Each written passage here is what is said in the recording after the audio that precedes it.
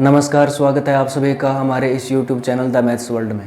आज के इस वीडियो लेक्चर में हम फंडामेंटल थ्योरम ऑफ अरिथमेटिक इसका प्रूफ करेंगे और साथ में कैनोनिकल फॉर्म ऑफ नंबर्स ये देखेंगे भी। कैनोनिकल फॉर्म आइए देखते हैं फंडामेंटल थ्योरम ऑफ अरिथमेटिक क्या है।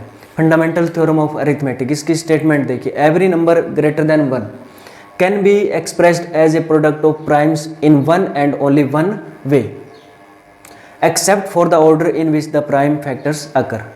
भी कोई भी number, every number greater than 1 can be expressed as a product of primes in one and only one way. Order change हो सकता है, भी नंबर प्राइम जो है उनको हम आगे पीछे लिख सकते हैं, लेकिन कोई भी नंबर जो 1 से बड़ा है वो प्राइम नंबर्स की प्रोडक्ट में लिखा जा सकता है और वो यूनिक वे में लिखा जा सकता है। तो इसका प्रूफ देखिए, क्योंकि n is greater than 1, n greater than 1 है और कोई भी ऐसा नंबर जो 1 से ग्रेटर है उसका प्राइम फैक्टर एग्जिस्ट करता है। Let P1 is a prime factor of n, n का प्राइम फैक्टर है,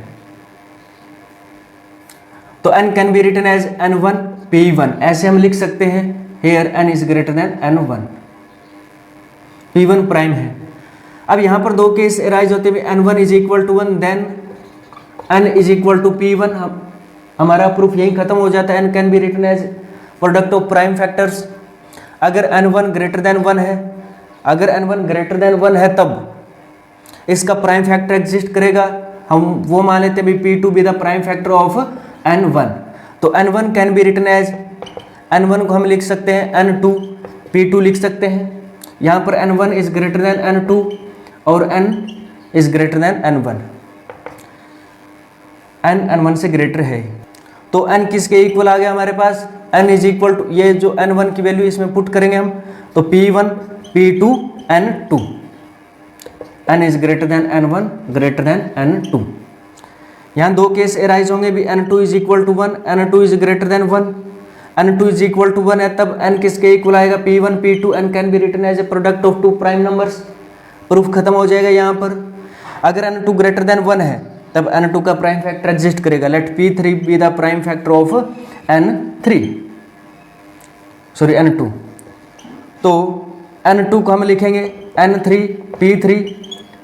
तो नंबर n की वैल्यू आ जाएगी हमारे पास, n is equal to P1 P2 P3 n3। यहाँ पर n greater than n1 greater than n2 greater than n3। ठीक है। अब ये जो सीक्वेंस बन रही है, ये स्टेप हम बार बार रिपीट करते जाएंगे, तो ये जो सीक्वेंस बन रही है ये कहीं ना कहीं जाकर के टर्मिनेट होगी। ये जो प्रोसेस है, ये स्टेप हम बार बार यूज करेंगे, रिपीट करेंगे अगेन एंड अगेन। तो n is equal to P1 P2 up to Pk Nk। अब क्योंकि ये प्रोसेस कहीं ना कहीं जाके टर्मिनेट होगा, यहाँ पर हम मान लेते भी टर्मिनेट हो जाता है, Nk इज इक्वल टू 1 बन जाता है।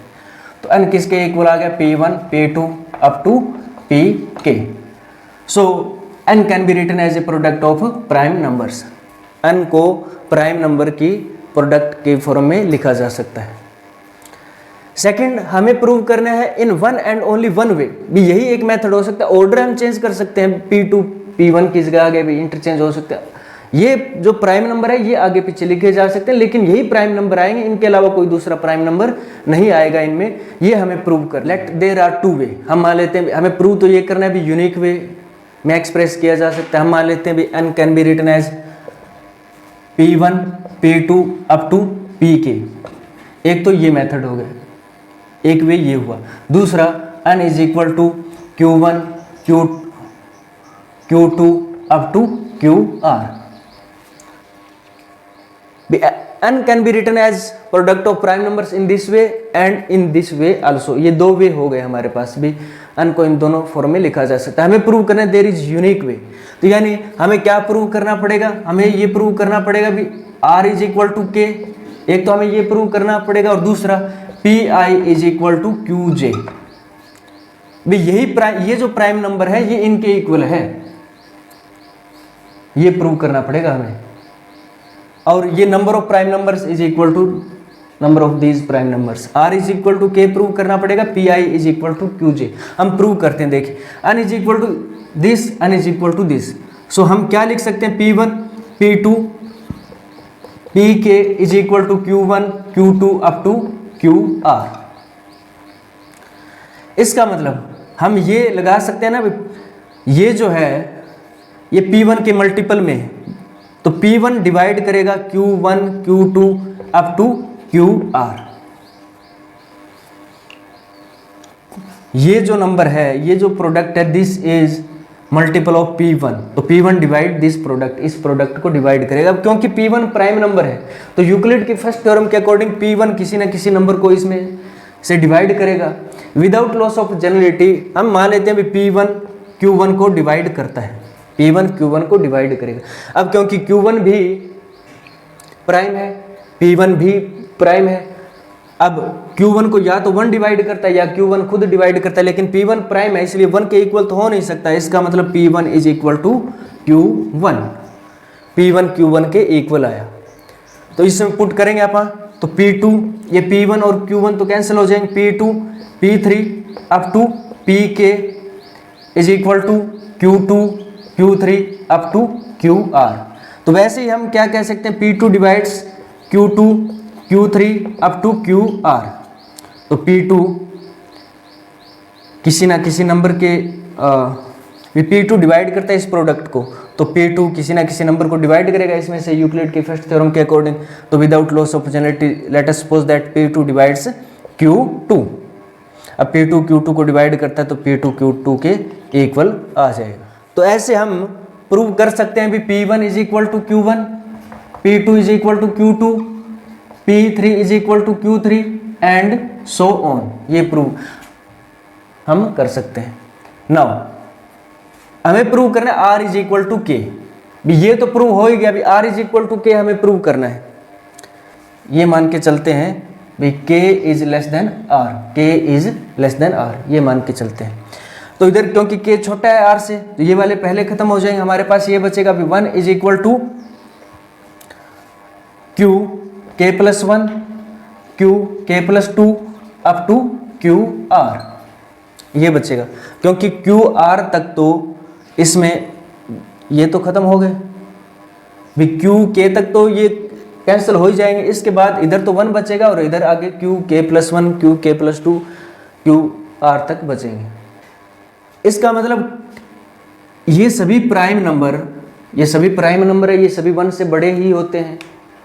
These are prime numbers and each prime number is greater than 1। तो इन सभी की प्रोडक्ट 1 के इक्वल आ रही है, ये कैसे पॉसिबल है? ये पॉसिबल नहीं है। तो कॉन्ट्राडिक्शन आ गया यहाँ से। ये कॉन्ट्राडिक्शन कहाँ से आया? K is less than R। ठीक है, ये स्टेटमेंट अपनी क्या है? गलत है। इसका मतलब K इज ग्रेटर देन और इक्वल टू R। ठीक है, नेक्स्ट हम ये प्रूव कर सकते हैं, हम यहाँ पर K लेस देन R लेके चले थे, तो अगर ये लेके चलते हैं R is less then K, तो यहां से भी अपने पास कॉन्ट्राडिक्शन आ जाएगा, R इज ग्रेटर देन और इक्वल टू K आ जाएगा। जैसे यहाँ अपन ये लेके चले थे तो K इज ग्रेटर देन और इक्वल टू R आया था, अगर ये लेके चलेंगे तो R इज ग्रेटर देन और इक्वल टू K आएगा। यहाँ दोनों ये जो अपने पास इन इक्वेशन है, यहाँ से R की वैल्यू किसके इक्वल आ जाएगी? K के इक्वल आ जाएगी। तो जो डीकम्पोजिशन है n की वो क्या है? यूनिक है। हमने इसमें ये प्रूव। नेक्स्ट कैनोनिकल फॉर्म और स्टैंडर्ड फॉर्म। डेफिनेशन हमारे पास स्टैंडर्ड फॉर्म क्या होती है, या स्टैंडर्ड फॉर्म भी बोल देते हैं, कैनोनिकल फॉर्म भी बोल देते हैं। तो कोई भी नंबर n क्या होगी? देखिए, कोई भी number n greater than 1 is said to have a canonical form or standard form if n can be written as p1 raised to power a1, p2 raised to power a2 up to pk raised to power ak। अगर n को ऐसे लिखा जा सकता है where p1 is less than p2 less than p3 less than pk। second a1 a2 up to ak, these are positive integer, ये positive integer हो।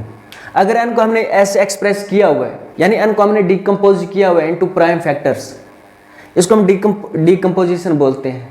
जब फंडामेंटल थ्योरम ऑफ अरिथमेटिक जो हमने की थी वो डिकम्पोजिशन ऑफ नंबर ही थी, यानी डिकम्पोजिशन हमें दी हुई है। अगर p1 is less than p2 up to less than pk, ये सेटिस्फाई होगी, और दूसरा a1 a2 अप टू ak, these are positive integers, then this is standard form और कैनोनिकल फॉर्म ऑफ n। इसको हम n की स्टैंडर्ड फॉर्म और कैनोनिकल फॉर्म कहते हैं। फॉर एग्जांपल जैसे 450 इज इक्वल टू, इसको हम 2 रेज़्ड पावर 1, 3 रेज़्ड पावर 1 और 3 रेज़्ड पावर 2 और 5 रेज़्ड पावर 2 ऐसे लिख सकते हैं। तो ये स्टैंडर्ड फॉर्म है। ये 25 50 इंटू 9 450, ये क्या है? स्टैंडर्ड फॉर्म और कैनोनिकल फॉर्म ऑफ 450। ये स्टैंडर्ड फॉर्म और canonical form greatest common divisor और लिस्ट कॉमन मल्टीपल निकालने के लिए भी काम आ जाती है। तो यूजिंग कैनोनिकल फॉर्म और standard form we can find the greatest common divisor and least common multiple of 2 integers. 2 integer का हम लिस्ट कॉमन मल्टीपल और greatest common divisor find out कर सकते हैं। जैसे 2 नंबर है हमारे पास x और y, इनकी हमें स्टैंडर्ड फॉर्म दी हुई है। इसकी स्टैंडर्ड फॉर्म सपोज करिए P1 A1 P2 A2 up to PK AK, इसकी स्टैंडर्ड फॉर्म ये है। और y की स्टैंडर्ड फॉर्म है P1 B1 P2 B2 up to PK BK। Here AK and BK these are greater than और equal to 0। कहीं पर ये हो सकता है पावर 0 हो, ये भी हो सकता है यहाँ पर। तो अगर हमारे पास 2 नंबर्स की कैनोनिकल फॉर्म और स्टैंडर्ड फॉर्म दी हुई है तो ग्रेटेस्ट कॉमन डिवीज़र किसके इक्वल होगा? Of x and y। Greatest common divisor क्या होगा? x y का, this will be equal to P1 raised to power minimum of A1 B1 P2 minimum of A2 B2 up to PK minimum of AK BK। ये greatest common divisor होगा x y का। Least common multiple of x and y, this will be equal to P1 raised power maximum of A1 B1 P2 raised power maximum A2 B2 up to PK maximum AK BK। तो ये greatest common divisor और least common multiple हम canonical form का use करके ऐसे निकाल सकते हैं। एग्जांपल देखिए कैनोनिकल फॉर्म का हम यूज़ कैसे करेंगे GCD और LCM निकालने के लिए। जैसे x हमारे पास 80 के इक्वल है, y जो है वो 120 के इक्वल है। अब कैसे निकालेंगे हम ग्रेटेस्ट कॉमन डिवीज़र और लिस्ट कॉमन मल्टीपल? x को हम लिखेंगे 2 raised power 4, 3 raised power 0, 5 raised power 1 ऐसे लिख सकते हैं। y को लिखेंगे हम 2 raised power 3, 3 raised power 1, 5 raised power 1। y को ऐसे लिखा जा सकता है। ये कैनोनिकल फॉर्म और स्टैंडर्ड फॉर्म है x और y की। x हमारे पास 80 है, y 120 है। तो ग्रेटेस्ट कॉमन डिवीज़र और लिस्ट कॉमन मल्टीपल हमें निकालना हो तो कैसे फाइंड आउट करेंगे? x y का पहले ग्रेटेस्ट कॉमन डिवीज़र देखते हैं भी क्या आएगा। 2 raised power minimum of 4 and 3, 4 और 3 का मिनिमम क्या है? 3। 3 रेज़्ड पावर 0 यहाँ पर, 3 रेज़्ड पावर 1 यहाँ पर है, तो मिनिमम क्या है? 0। 3 raised power 0, 5 raised power minimum, इन दोनों का मिनिमम 1। तो ये हमारे पास आया 40। लिस्ट कॉमन मल्टीपल, अब यहाँ पर पावर मैक्सिमम देखने 2 raised power 4, 3 raised power 1, 5 raised power 1, कितना आएगा ये?